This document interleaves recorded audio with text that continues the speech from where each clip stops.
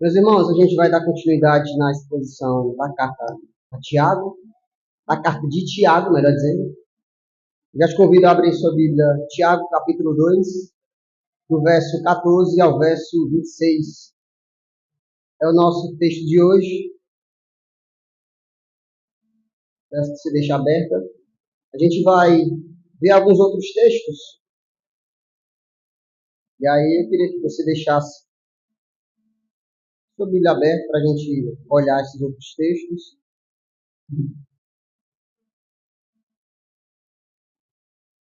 Tiago, capítulo 2, dos versos 14 ao verso 26.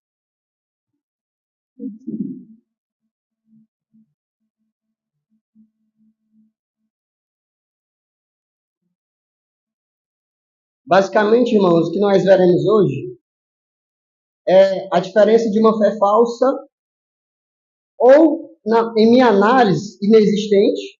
E aí eu vou falar no decorrer do sermão, para aquilo que Tiago tem em mente, que é uma fé genuína, em que necessariamente produz boas obras. É o que nós vamos até hoje na exposição, tá? Essa é a diferença de fé falsa ou, em minha análise, inexistente, embora Tiago use o termo morta ou falsa em algumas versões, eu prefiro usar a expressão inexistente. Essa diferença para uma fé genuinamente verdadeira, que necessariamente produz boas obras. Prometo ser bem direto, bem sucinto, até porque o texto é bem claro, tá? Mas antes da gente ler propriamente o texto, já que a gente vai falar dessa diferença, já que a gente vai se ater o sermão de hoje vai se concentrar somente nessa diferença de uma fé falsa e verdadeira, eu trouxe para vocês algumas características, olhando o texto, olhando a Bíblia, buscando estudar um pouco a fundo, o que seria supostamente essa fé morta, ou que é uma fé morta, ou uma fé falsa, enfim, que Tiago condena, só para a gente nos ajudar a gente contextualizar para aquilo que ele de fato quer dizer para nós, tá?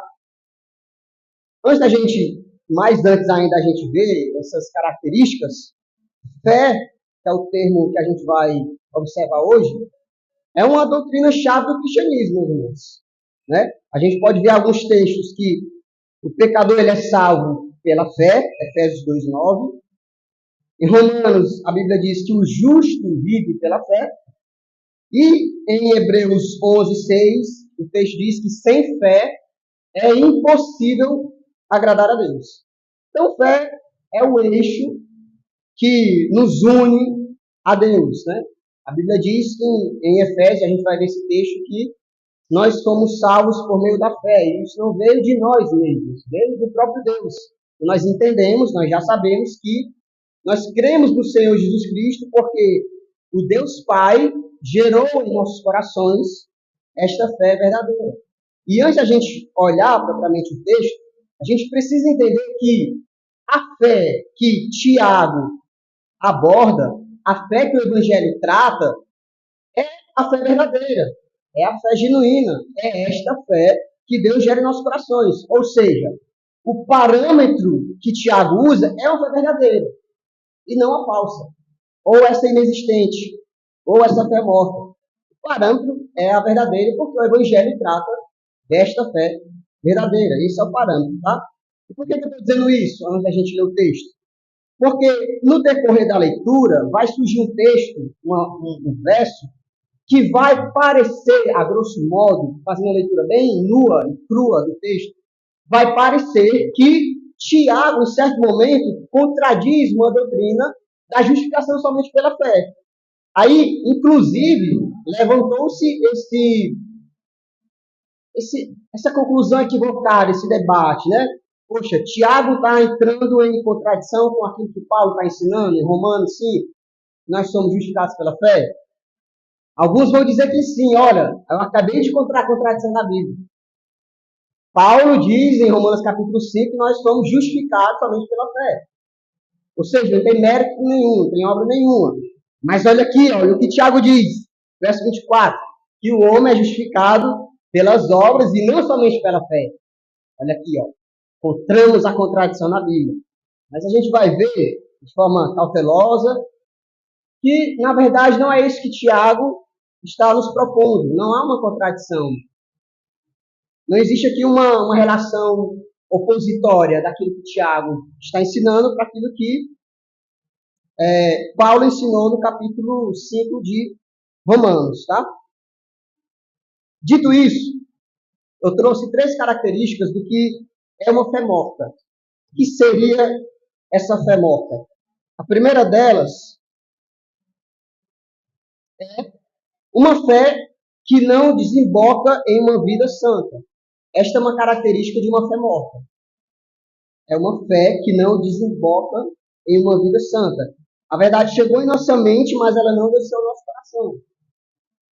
É um erro, meus irmãos, pensarmos que apenas recitar, como nós recitaremos agora, daqui a pouco, o credo apostólico ou o credo ortodoxo, seja lá qual for, faz de nós uma pessoa cristã. É um equívoco. Por quê? Porque está só, e aí eu já entro nessa segunda característica, que é uma fé meramente intelectual. Uma fé, entre aspas, meramente intelectual, ela não é uma fé verdadeira, porque ela só está no intelecto. A gente só tem conhecimento sobre. Nós sabemos que Cristo é o Salvador por ter conhecimentos, por termos informações. Ora, até um ateu pode verbalizar que Cristo é o Senhor. Até uma pessoa não cristã que professa a verdadeira pode dizer que Cristo é o Senhor. Sendo que esta fé que ele verbaliza não levá-lo a uma transformação. É uma fé, entre aspas, meramente intelectual. É uma fé que não o conduz a uma vida santa. São características de uma fé morta.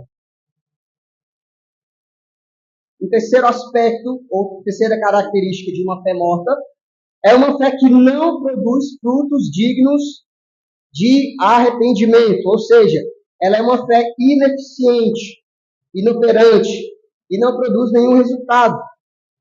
É o tipo de fé que ela tem sentimento, mas não tem ação. Tem até uma frase de um teólogo, que eu não lembro quem é, sou péssimo para decorar essas frases assim, que ele diz que quem se converte pela emoção acaba saindo pela emoção. Alguma coisa assim. Então, tem muitas pessoas que se achegam à igreja, se achegam, até se batizam, faz todo o processo bonitinho, porque foi levado por alguma coisa, por sentimento, pela emoção, porque chorou, porque se sentiu tocada, emocionada, mas não necessariamente essa pessoa foi transformada, ou é transformada, ou passou por um processo de conversão de fato. Ela tem informações que ela precisa congregar, ela tem informações do rito, da ritualística, inclusive nós veremos isso no exemplo que eu vou trazer daqui a pouco, mas esta fé que ele diz ter não gera uma vida santa, é uma fé que está no campo intelectual, ele só sabe o que precisa, mas só está aqui, e é uma fé que não produz frutos dignos de arrependimento. Ou seja, a mesma pessoa que era antes pecadora, imunda, quando ela diz que tem essa supostamente fé, caminha com a igreja, faz todo o rito lá de batizar, de curso de membros, etc., ela não muda. Ela continua a mesma pessoa. Não há uma diferenciação. A gente não vê nada, minimamente transformado, nada. Continua arrogante, ignorante, continua impaciente, continua grosseira, enfim. Eu estou dizendo, são características de uma fé morta. Eu quis intencionalmente trazer essas características para a gente fazer essa diferenciação, para a gente ver esse contraponto daquilo que Tiago quer nos ensinar nessa manhã. E é bem direto, na verdade, tá? Sem muita enrolação. Agora nós veremos no texto como Tiago é direto nessa aplicação prática. Bem direto, assim, ó, no e cru. Nós veremos nos exemplos que Tiago traz essa praticidade direta, essa aplicação prática que Tiago traz com relação a essa fé morta e uma fé verdadeira. Acompanhe comigo, verso 14. Ele já começa assim, ó. Meus irmãos, que aproveita se alguém disser que tem fé e não tiver as obras? Porventura pode semelhante fé salvá-lo? E se o irmão ou a irmã estiverem nus e tiverem falta de mantimento cotidiano, e algum de vós lhe disser, ora, ide em paz, quintai-vos e fartai-vos, e lhes não derdes as coisas necessárias para o corpo, que proveito virá daí? Assim também a fé, se não tiver as obras, é morta em si mesma. Mas dirá alguém, tu tens a fé e eu tenho as obras. Mostra-me a tua fé e eu te mostrarei a minha fé pelas minhas obras. Tu crês que há um só Deus? Fazes bem. Também os demônios creem e estremecem. Mas, ó homem vão, queres tu saber que a fé sem obras é morta? Porventura Abraão, nosso pai, não foi justificado pelas obras, quando ofereceu sobre o altar o seu filho Isaque? Bem vês que a fé cooperou para as suas obras, e que pelas obras a fé foi aperfeiçoada. E cumpriu-se a escritura que diz, e creu Abraão em Deus, e foi-lhe isso imputado como justiça, e foi chamado amigo de Deus. Vedes então que o homem é justificado pelas obras, e não somente pela fé. E de igual modo, Raabe, a meretriz, não foi também justificado pelas obras, quando recolheu os emissários e os despediu por outro caminho? Porque, assim como o corpo sem o espírito está morto, assim também a fé sem as obras, ela é morta. Eu não orei antes, né, mas queria orar com você rapidamente, pedir a iluminação de Deus. Senhor, nós te damos graça, mais uma vez, por esse tempo, por estarmos aqui reunidos como igreja, como teu povo, Senhor. Nós oramos a Ti, Senhor, para que o Teu Espírito Santo abra nossas mentes, abra o nosso coração e nos faça compreender aquilo que o Senhor quer nos ensinar nessa manhã. Em nome de Jesus. Amém. Amém. Em resumo, meus irmãos, para ser bem direto, tá? O que é que Tiago quer nos ensinar nessa manhã? É aquilo que ele acabou de dizer. Que a fé, sem as obras, ela é morta. Mas, em minha análise, eu prefiro dizer que esta suposta fé que Tiago condena, morta ou falsa, na verdade ela não existe. Por quê? Como eu falei na introdução, porque o parâmetro que Tiago usa, o parâmetro que Paulo usa, não é um parâmetro de uma suposta fé falsa ou morta. O que o Evangelho trata é a fé verdadeira que necessariamente conduz às boas obras. A gente precisa entender isso. É uma fé que necessariamente conduz às boas obras. Vocês já aprenderam isso, irmãos. Nós já sabemos que, para sermos justificados diante de Deus, a única aceitação diante de Deus para o pecador é a fé em Jesus Cristo. Isso nós já sabemos. Nós professamos isso. Justificação por meio da fé. Nós já sabemos isso. Mas como João Calvino diz, esta fé que nos justifica não é uma fé vazia, não é uma fé só. Ela é uma fé acompanhada. Ela vem junto com algo. E esse algo ou melhor, são as obras. O que Tiago quer dizer uma fé verdadeira, uma fé genuína, ela tem como evidência a prática de boas obras. Se eu quisesse parar agora o sermão, é isso. Reto, nu e cru. Uma fé verdadeira, uma fé genuína, essa fé como parâmetro que Tiago usa, que Paulo fala, é uma fé que tem como evidência a prática de boas obras, meus irmãos. É isso. Só que aí Tiago começa a exemplificar, ele traz exemplos práticos. E é importante a gente observar esses exemplos práticos. Inclusive, eu vou trazer os exemplos que Jesus colocou em Lucas 10, porque facilita a nossa compreensão. Para a gente sair desse campo meramente intelectual. Por quê? Porque você já sabe disso. Isso não é novidade. Não estou revelando um mistério novo para vocês. Vocês já sabem disso. Vocês sabem que as obras, elas acompanham a fé. Porque não faz sentido, irmãos. Não faz sentido nenhum a gente professar uma fé em Cristo Jesus, como nosso Senhor e Salvador, e isso não ser externalizado. E na prática, isso não ser evidenciado. Não faz sentido. Ora, qual é o primeiro mandamento? Aliás, o mandamento que o Senhor resumiu, Jesus Cristo resumiu. Amar Deus sobre todas as coisas e ao próximo a ti mesmo. Está unido. Não tem como nós amarmos a Deus. Ah, Senhor, eu te amo. Minha vida é tua. Estou sem reservas para ti, Senhor. E eu ignorar o próximo. Faz sentido isso? Faz, irmãos.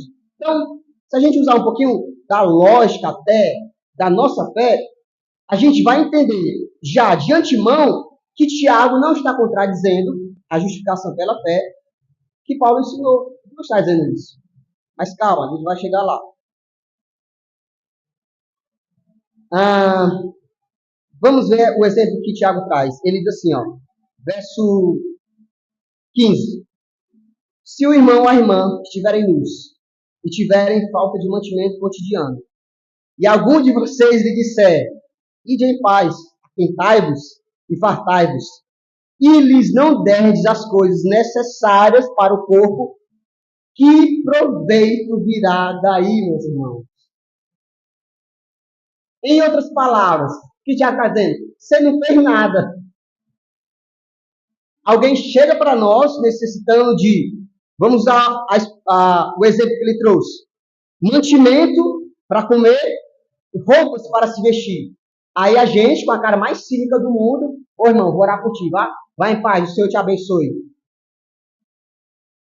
Qual o proveito virá disso, irmãos? A gente resolveu alguma coisa? A gente fez o que para essa pessoa?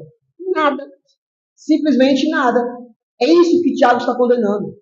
É uma fé meramente intelectual, sentimental, que na verdade não existe.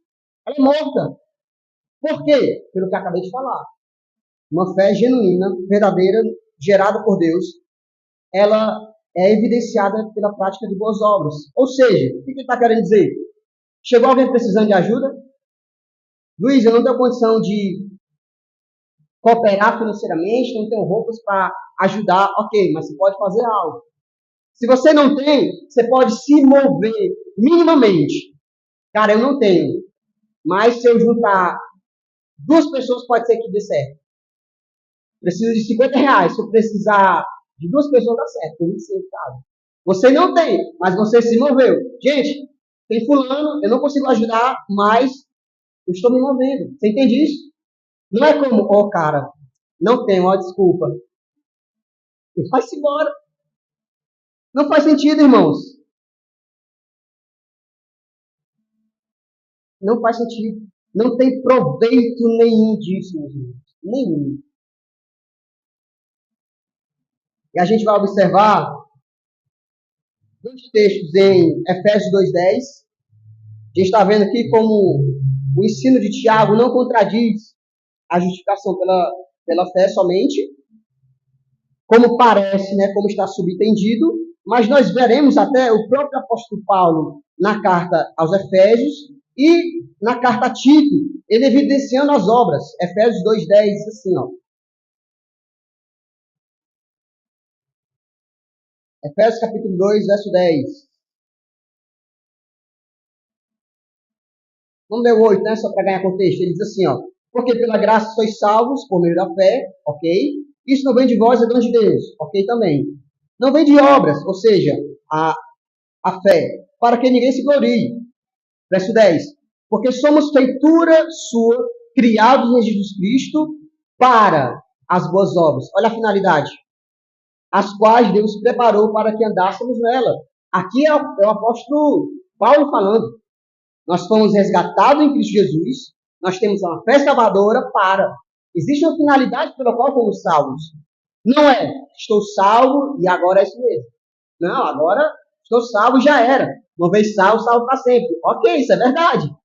Mas em vida, em terra, nesse plano existencial, Deus nos salvou para uma finalidade, para as boas obras. A nossa fé é justificada diante dos homens pelas boas obras, pela prática das boas obras. Faz sentido você dizer que foi transformado por Cristo, que Ele é o teu Senhor, e tu agir de forma indiferente com o pobre, com o necessitado? Faz sentido isso? Não faz, meus irmãos. Tito capítulo 2, verso 14. Tito capítulo 2, verso 14. Novamente, Paulo a Tito. Veja o que ele diz. Vamos ler o verso 13.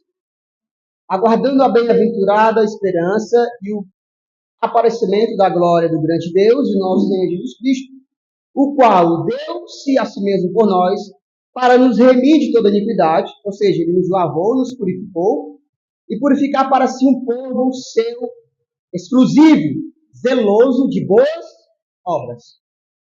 O que eu estou querendo dizer, meus irmãos? Estou trazendo textos para ficar claro para nós que Tiago não está contradizendo os ensinos de Paulo, mas complementando, ou argumentando, ou sendo mais enfático. Eu gosto de Tiago porque ele tem uma pegada bem mais direta, nua e crua, reta, incluindo os exemplos que ele traz. Verso 18 ele vai dizer assim, ó, mas dirá alguém, tu tens a fé e eu tenho as obras. Mostra-me a tua fé sem as tuas obras, e eu te mostro a minha fé pelas minhas obras. Lucas capítulo 10, verso 30, nós vamos ver de maneira mais clara aquilo que Tiago está querendo nos ensinar nessa manhã. Eu já disse para vocês. Esse texto é sensacional. Lucas capítulo 10. Aqui é a parábola do bom samaritano que Jesus está ensinando. Veja. Olha que interessante. Verso 29 ele diz assim, ó. Ele, porém, querendo justificar-se a si mesmo, disse a Jesus, e quem é o meu próximo? Senhor, quem é o meu próximo? Quem é? E respondendo Jesus disse, vamos para a parábola. Descia um homem de Jerusalém para Jericó e caiu nas mãos dos salteadores, os quais o despojaram e, espancando, se retiraram, deixando-o meio morto. E, ocasionalmente, descia pelo mesmo caminho certo sacerdote, e vendo, passou de largo. De igual modo, também um levita, chegando àquele lugar e vendo, passou de largo.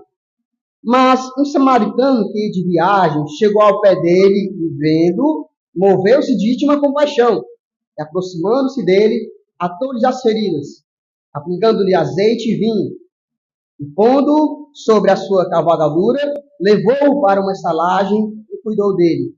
E partindo ao outro dia, tirou 2 dinheiros e deu ao hospedeiro e disse, cuida dele, e tudo o que demais gastares, eu te pagarei quando voltar. Qual, pois, desses 3 te parece que foi ao próximo daquele que caiu nas mãos dos salteadores? E quem perguntou a Jesus disse, o que usou de misericórdia para com ele. Disse, pois, Jesus, vai e faz da mesma maneira. Veja, meus irmãos, alguns detalhes interessantes. 3 pessoas passam. O sacerdote e o levita. E o samaritano. Esses 3 têm 3 ações em comum aqui. Os 3 viram o sacerdote e o levita vendo 2 ações em comum. Passaram de longe. Passaram de largo. Que atitude nós damos para... Que nome nós damos para essa atitude? Indiferença. Eles viram, os 3 viram. O levita e o sacerdote viram, passaram de longe. Ou cruzaram a calçada, não sei. Viram, mas os 3 viram. Os 2 viram, passaram de longe. Indiferença. Na minha percepção, o contrário de amor não é ódio, é indiferença. Não é ódio, é indiferença. Você fingiu, eles fingiram que não tinha acontecido nada. Que não havia ninguém ali precisando de ajuda. Agora olha o contraste do samaritano. Porque ele também viu. Só que o samaritano teve uma atitude diferente. Viu, verso 33, e moveu-se de íntima compaixão. Aqui ele viu a necessidade. Ele ignorou? Não. Ele viu e se sentiu comovido. Íntima compaixão. E a compaixão decorre. Eu estava estudando ontem e tentando lembrar essa palavra, decorre. Né? Vem do amor. E eu, com essa palavra, me lembrava. Eu lembrei agora. E com o Espírito Santo. Decorre. A compaixão, meus irmãos, ela decorre do amor. Decorre do amor. Alguém que verdadeiramente ama as pessoas, alguém que verdadeiramente está cheio do amor de Deus, necessariamente se compadece das pessoas. Aqui o samaritano está cheio do amor de Deus. Ele provou desse amor de Deus. Porque, ao ver o necessitado, ele não agiu com indiferença. Ele se compadeceu. Ele teve misericórdia. Ele teve compaixão. Porque a compaixão, ela decorre do amor de Deus. Do contrário daqueles outros dois homens. Sabe o que é interessante disso, irmãos? Que eles não eram gentios, eles não eram pagãos, eles não eram ímpios. Aqui que é o detalhe, aqui que é o pulo do gato. Nós estamos falando de um sacerdote, o porta-voz de Deus, alguém que está ensinando. Provavelmente, o texto não diz. A gente pode concluir que estavam indo para o templo. Passa o sacerdote, em seguida passa o levita, que vai servir as mesas, que vai olhar as necessidades dos próximos, os levitas, vai organizar as coisas. Então eles estão indo para o templo. O sacerdote e o levita, meus irmãos. Note, como eu falei a princípio. Note, verso 14, que Tiago diz: pode semelhante fé salvá-lo? Pode essa semelhante fé que ele diz que professa, que ele diz que ele, na ritualística, ele é um sacerdote. Ele vem, ele canta, ele prega, ele ensina bem, ele serve, ele canta, ele louva, ele limpa. Olha, ritualmente ele é um ótimo cristão. Aparentemente, ele, todo ritual, ele anda com a Bíblia debaixo do braço, aparentemente ele é um cristão verdadeiro. Pode semelhante fé, no campo intelectual, na mera ritualística, salvá-lo? É o que esses dois homens representam. Eles tinham conhecimento da lei, eles tinham conhecimento do Deus verdadeiro, eles tinham conhecimento sobre amar o próximo, eles tinham conhecimento sobre a misericórdia, eles tinham conhecimento, meus irmãos. Eles sabiam qual era o certo a se fazer, eles sabiam. Mas esse é o nosso problema como seres humanos. Nós só sabemos. Esse é o problema. Pode semelhante fé salvá-lo? Para nada proveito, meus irmãos, só saber. Você sabe que tem que amar a Deus? Sei. Não é só isso, tem que amar o próximo também. Você sabe que tem que buscar uma vida santa? Sei. Não basta só saber. Você sabe que tem que lutar, irmãos.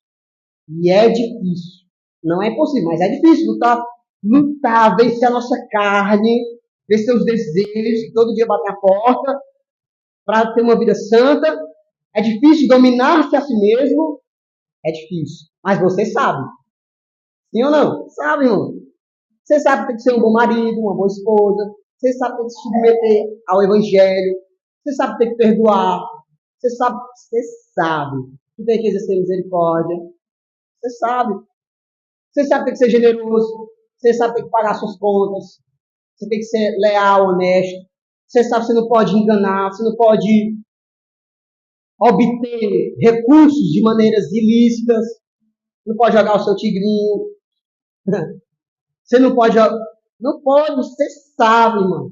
Mas é isso que Tiago está condenando. Semelhante fé que sabe, eu sei, Luiz, eu sei mesmo. Eu sei. Não pode salvar, não. Porque ela é uma fé inexistente. Por quê? Porque ela não te conduz, como eu falei na introdução, não te conduz a uma vida santa. Não te conduz, não mostra frutos dignos de arrependimento. Ela só está aqui, ó.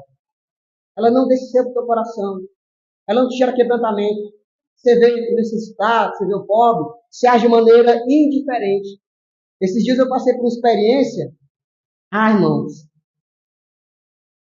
ruim e boa. Não sei se dá para... Estava no terminal do trabalho. Aí eu fui... Vou confessar meu pecado, tá, irmãos? Vou confessar meus pecados. Fui Eu ia comprar um salgado para me levar para o trabalho. Sei porque de tarde não tem merenda. Fui comprar um salgado para botar na mochila e ir para o trabalho. Aí eu cheguei no quiosquezinho lá do terminal, aí chegou um cara assim, um homem já, 30 e poucos anos, eu acho. E aí irmãozinho, tem como comprar um salgado para mim? Aí eu, não sei, agora assim, não, tem não, irmão, tem não, parceiro. Só que eu ia comprar um salgado para mim. Aí ele ainda ficou assim, aí eu, dá só um cafezinho aí, moça. Aí a moça deu um cafezinho de R$ 1. Aí eu paguei no Pix, mas eu tinha R$ 20 de cédula no bolso. Aí, aí beleza, aí aí eu me afastei do quiosque, ele ficou por ali, rodando assim, aí eu vi que ele se aproximou de uma mulher e duas crianças. Aí, meu irmão, aí tinha duas crianças no chão, aí tinha uma mulher que pediu até água, uma pessoa que desceu do ônibus com a garrafinha de água, pediu água, aí ela colocou numa garrafa PET e ela bebeu e deu para a criança. E aí eu vi que ele foi outra pessoa pedir salgado, coisa assim. Aí eu associei e vi que ele estava acompanhado, ele não estava só. Estava com a mulher e as duas crianças. Aí eu, você,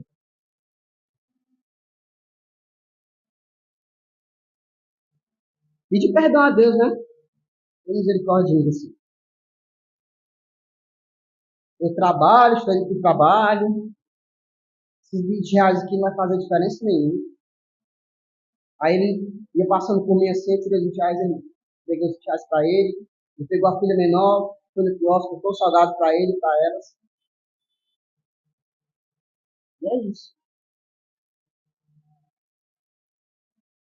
Aí eu não sei se no outro dia teria outra pessoa que estaria disposta a contribuir.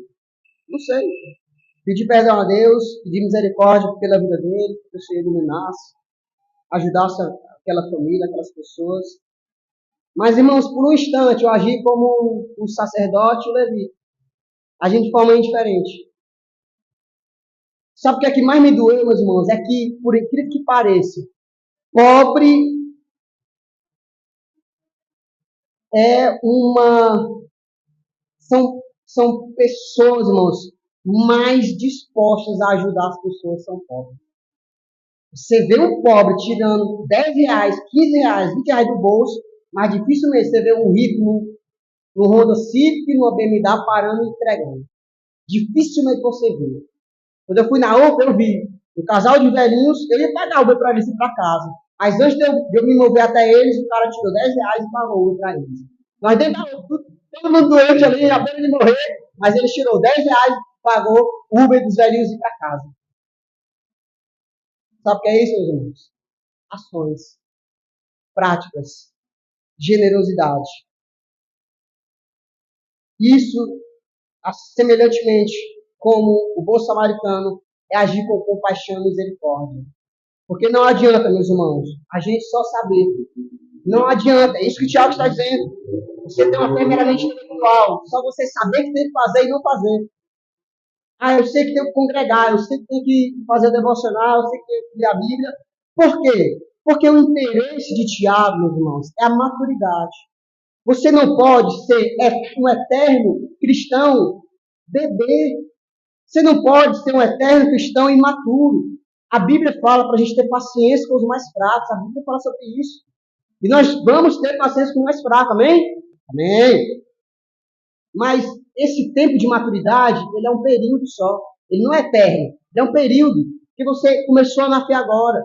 O Espírito Santo está fazendo esse processo de santificação, de transformação na sua vida. Mas esse tempo de maturidade tem data de começo e fim. Porque o parâmetro que o Evangelho traz é maturidade. É cristãos sabendo que tem que ser feito. Você não precisa, irmãos, que um anjo desça do céu e diga para você ser generoso. Você não precisa que um anjo desça do céu e lhe faça entender que você não pode agir em acepção de pessoas, como nós vimos já na carta de Tiago. Você não precisa de um anjo dizer para você perdoar. Você já sabe disso. O Evangelho está claro. A Bíblia nos ensina disso. Mas Tiago está condenando. Semelhante fé, irmão, não pode salvar. Por que, Luiz? Para encerrar. Porque esta fé é verdadeira. que Tiago está usando como parâmetro é uma fé que necessariamente conduz à prática de boas obras. Nós vimos isso, Jesus ensinando. Está vendo o bom samaritano? Faz a mesma coisa. Ou seja, age com compaixão, age com misericórdia. Boas obras, sirva, coopere, se junte, se mova. Está vendo, Tiago? Não adianta nada. Alguém chegou necessitando de ajuda, vai em paz. Ô irmão, vou orar por ti. Que é comum, né? Os líderes das igrejas. Ó irmão, a gente precisa de um ar-condicionado, precisa de um som, precisa disso. E o dinheiro está onde? Está no bolso dos crentes. Está certo? Está certo. Aí o irmão vem até o pastor. Ô irmão, estou passando necessidade, precisando pagar uma conta de luz, que atrasou, porque fui despedido e tal. Ô irmão, vou orar por ti, tá? Não é assim? Ô irmão, vou orar por ti, tá? Vai em paz, em nome de Jesus. É errado, irmãos. Totalmente equivocado. Tiago vai usar 2 exemplos de Abraão e Raabe, porque fizeram alguma coisa. Ele está evidenciando como esta fé ela é automaticamente acompanhada de boas obras. E Abraão, ele entendeu, ele creu que o Senhor era poderoso para prover. E ele fez, e ele agiu. Ó, eu quero teu filho. Ok, vou lá e vou entregar como evidência de uma fé verdadeira, em obediência. A gente precisa entender, meus irmãos, que esta fé que nos salva é uma fé que nos move. Ela não nos deixa inerte. Ela não nos deixa parados. A gente se incomoda, meus irmãos. A gente se move de algum jeito. A gente junta 1, 2, 3, e aí junta alguma coisa e responde, e soluciona aquela problemática. Olha, eu não consigo, mas vou te dar. Olha, eu não tenho, mas eu vou falar com alguém que talvez possa te ajudar. Isso é se mover. Porque eu e você, nós queremos perdão. Eu e você, nós queremos misericórdia de Deus. Sim ou não? Você quer? Você não quer perdão de Deus? Você não quer misericórdia de Deus? Você não quer a compaixão de Deus? Você quer que Deus seja provedor da sua vida, da sua saúde, do seu trabalho? Você não quer? Quer. Você precisa ser o mesmo para o próximo. Desejar o mesmo para o próximo. Ou se mover de alguma forma. Quando ele diz no verso 22 que a fé cooperou com as suas obras e que pelas obras a fé foi aperfeiçoada, o que ele está dizendo? Que o desenvolvimento pleno de uma fé verdadeira é visto pelas boas obras. É isso que o Tiago está dizendo. Ou seja, a auto-reflexão, né? Como é que você pode avaliar que você tem uma fé verdadeira? Use o termômetro de suas boas obras. Você quer um termômetro para você se autoavaliar se você tem uma fé verdadeira? Use o termômetro das boas obras.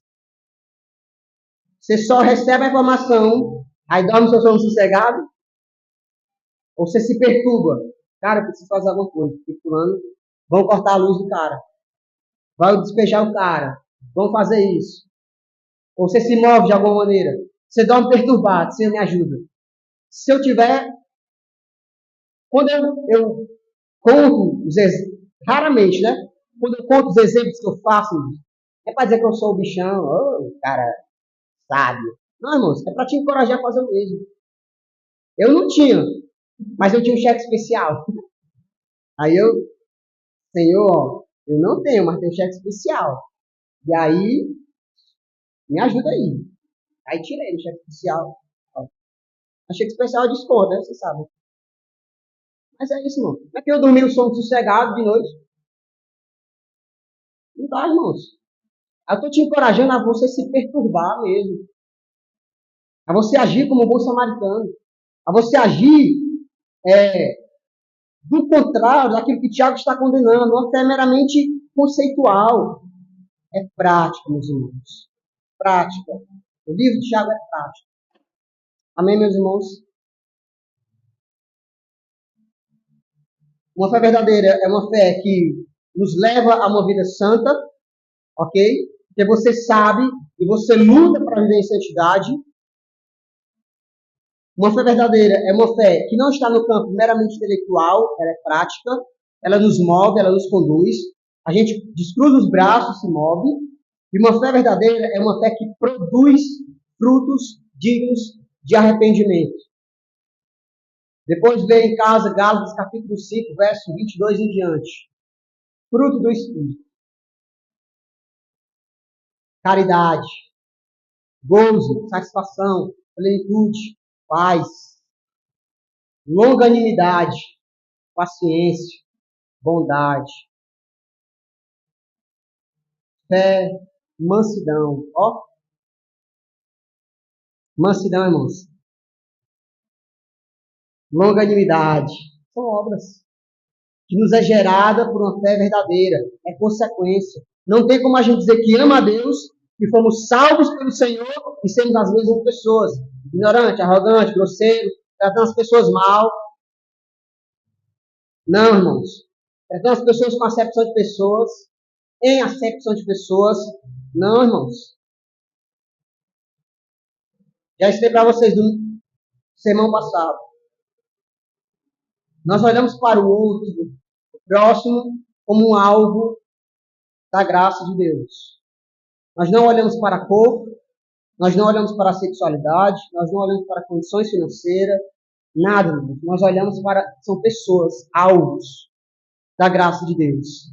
E o nosso coração precisa estar disponível, vulnerável, a amar aquelas pessoas. Não amar quem nos ama, não é amar quem professa a mesma fé. Não é amar quem pensa igual. O mandamento de Jesus é amar até os nossos inimigos. Por isso que é duro servir a Cristo. Por isso que essa fé meramente conceitual não é evidência de nada. Porque o sacerdote e o levita sabiam. Mas na prática, muito a desejar. E é difícil. Mas nós não estamos a sós porque nós temos o Espírito Santo. Amém, meus irmãos? Eu espero que eu tenha sido claro e objetivo para vocês. Em casa, leia o livro de Tiago. Ok? Vamos orar? O pastor que vai dar sequência ou sou eu aqui? Aqui. Senhor, nós te damos graça por esse tempo. Obrigado pela tua palavra, Senhor. Obrigado pela tua bondade em nossas vidas. Obrigado, Senhor, porque o Senhor não nos deixa como nós somos, imaturos. Obrigado porque o Senhor nos move através do teu evangelho a termos uma vida santa, Senhor. Uma vida voltada para ti, transformada. Obrigado porque o Senhor, por meio do teu evangelho, o Senhor nos deixa inquietos, Senhor. E a minha oração nessa manhã é para que todos nós sejamos incomodados pelo teu Espírito Santo. Para que eu não erre mais como errei nesse episódio. Para que meus irmãos não errem como eu errei. Mas que nós aprendamos como bom samaritano. Mas que nós aprendamos com Tiago, com o apóstolo Paulo, a termos uma fé viva, verdadeira, que nos move, que nos direciona, que nos leva, que nos conduz ao próximo, ao pobre, ao necessitado, ao órfão, à viúva, Senhor, a sentirmos, a nos compadecermos, Senhor, em verdade, não com cinismo, não por mero protocolo, Senhor, mas em verdade, Senhor. Nos incomode, Espírito Santo, a termos corações vulneráveis a Ti, a Tua palavra e ao nosso próximo, independentemente de quem seja. No nome santo de Jesus Cristo. Amém, irmãos?